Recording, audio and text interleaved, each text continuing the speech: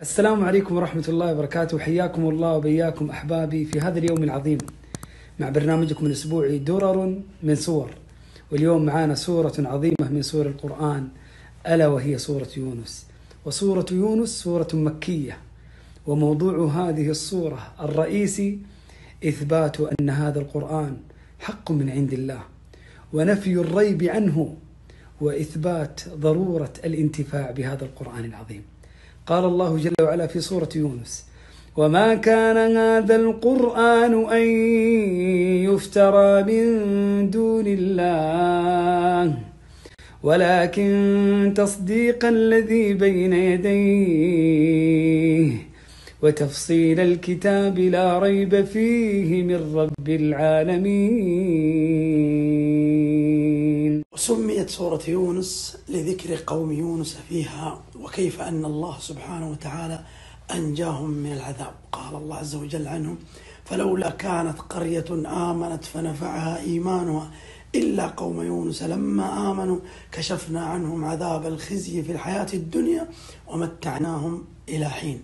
إن الإيمان الحق هو السبيل إلى النجاة وكشف الكرب والأمن في الدارين في الدنيا والآخرة. ما هي الصفة التي تجلب لك نعمة النظر والتدبر والتأمل في خلق الله سبحانه وتعالى؟ هي صفة التقوى. قال الله عز وجل في سورة يونس: إن في اختلاف الليل والنهار وما خلق الله في السماوات والأرض.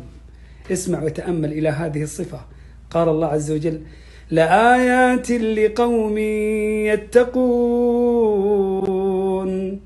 لآيات لقوم يتقون. بقدر ما يكون في قلبك من تقوى الله، بقدر ما ينعم الله عز وجل عليك من نعمة النظر والتدبر والتأمل في خلق الله سبحانه وتعالى.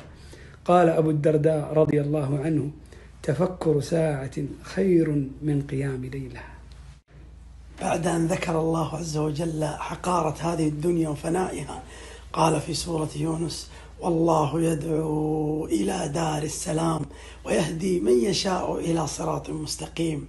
الله يدعونا إلى دار السلام، إلى الجنة، وسميت دار السلام لسلامتها من النقائص والآفات وكمال نعيمها وحسنه ودوامه وبقائه.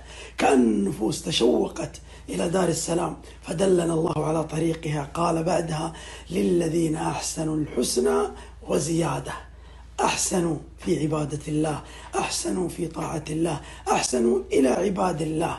قال الله عز وجل: للذين أحسنوا الحسنى أي الجنة، وزيادة أي النظر إلى وجه الله، ولا يرهق وجوههم قتر ولا ذلة، أولئك أصحاب الجنة هم فيها خالدون. الله سبحانه وتعالى يدعوك إلى دار السلام، فهل تستجيب؟ أمر الله سبحانه وتعالى في سورة يونس نبينا محمد صلى الله عليه وسلم عندما أرادوه المشركين على دينه أن يقول: قل إني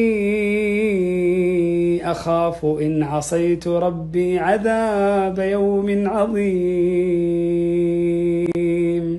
إذا سكن الخوف القلب أحرق مواضع الشهوات فيها، وما فارق الخوف قلبا إلا خرب. من أجل ذلك هذه الآية عش معها أخي في الله، وتأملها واعمل بها. قل إني أخاف إن عصيت ربي عذاب يوم عظيم. قلها لقلبك حينما يضعف، ولنفسك حينما يغلبها الهوى، وحين تراودك خواطر السوء. قل بفضل الله وبرحمته فبذلك فليفرحوا هو خير مما يجمعون. شتان بين من يفرح بالطاعة وبين من يفرح بالمعصية، شتان بين فرح يقودك إلى الجنة وفرح يقودك إلى النار. ذلك بما كنتم تفرحون في الأرض بغير الحق وبما كنتم تمرحون. فضل الله الإسلام ورحمته القرآن. قال الله عز وجل: قل بفضل الله وبرحمته فبذلك فليفرحوا هو خير مما يجمعون. افرح بالإسلام، افرح بالإيمان، لأنها طريقك إلى الجنان، طريقك إلى السعادة والإطمئنان في الدنيا وفي الآخرة. استشعر هذه النعمة خير من الدنيا وما فيها. كنوز القرآن خير من خزائن الأموال. الله عز وجل يقول في سورة يونس: ألا إن أولياء الله لا خوف عليهم ولا هم يحزنون. من هم؟ الذين آمنوا وكانوا يتقون. ما هو جزاؤهم في الدنيا والآخرة؟ قال الله: لهم البشرى في الحياة الدنيا وفي الآخرة. قال الشيخ السعدي رحمه الله: لهم البشرى في الحياة الدنيا الثناء الحسن والمودة في قلوب المؤمنين والرؤيا الصالحة يراها العبد لنفسه وترى له. لهم البشرى في الحياة الدنيا وفي الآخرة. وفي الآخرة يدخلون جنات الخلود خالدين فيها أبدا. قال شيخ الإسلام ابن تيمية رحمه الله: من كان لله تقيا كان لله وليا. آية في سورة يونس تجعلك تستشعر قرب الله منك ومشاهدته لك واطلاعه عليك. يقول الله سبحانه وتعالى: وما تكون في شأن وما تتلو منه من قرآن ولا تعملون من عمل إلا كنا عليكم شهودا إذ تفيضون فيه وما يعزب عن ربك من مثقال ذرة في الأرض ولا في السماء ولا أصغر من ذلك ولا أكبر إلا في كتاب مبين. سواء في الخير أو في الشر، سواء عمل صغير أو عمل كبير.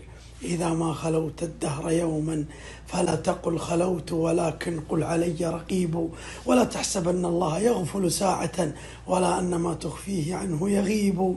لهونا لعمر الله حتى تتابعت ذنوب على آثارهن ذنوب. فيا ليت الله يغفر ما مضى ويأذن في توباتنا فنتوب.